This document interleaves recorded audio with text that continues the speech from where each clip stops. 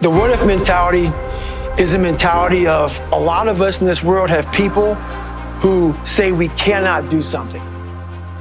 You can't do it, you're too short, you look a certain way, you act a certain way, you're not smart enough.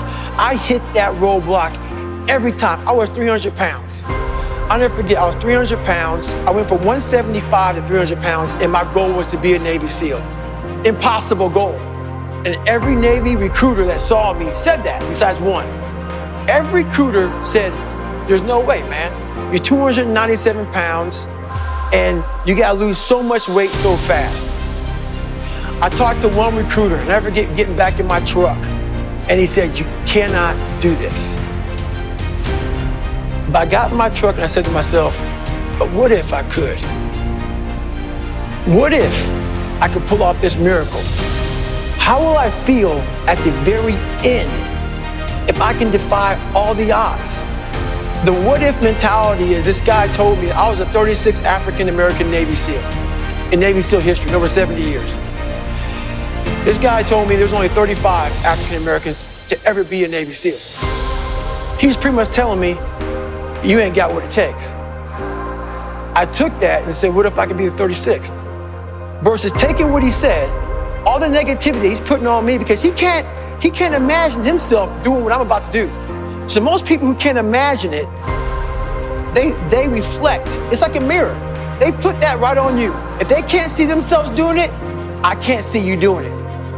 I take that mirror and I totally discard it. And I say, what if I can be the 36th person to ever do it? So I use all their negativity as positivity and fuel to get me to where I need to go.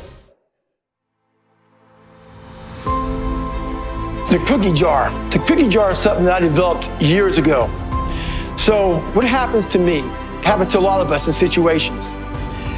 We get put in these situations. My whole life, I've been put in struggles. I've put myself in struggles. I've purposely put obstacles in front of me to see how I'm gonna feel. Like, for instance, I run 205 miles at one time, nonstop. Do you know what goes through your mind when your goal is to run over 200 miles and you're at mile 100? You're at mile 100, you've run for over 24 hours, and your body is broken. You're destroyed. You have nothing left, but you have 100 plus more miles to go. How do you find more? So I developed this thing called the cookie jar. And the cookie jar is a reminder. That's all it is. It's a reminder. Even the hardest person in the planet Earth, we forget how badass we are when times get hard.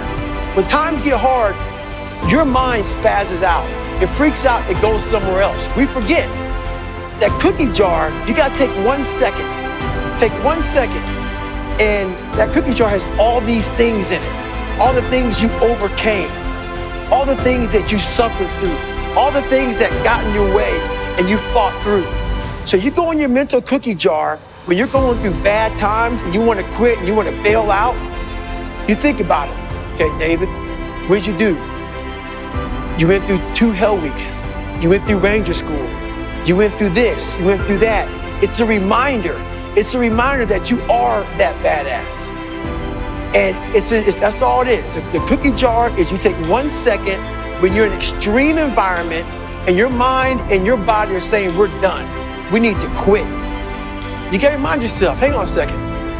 I've overcome a hell of a lot more than this. And I have the strength to persevere, to move on, to not be mediocre, to not settle for what's in front of me, to overcome the odds.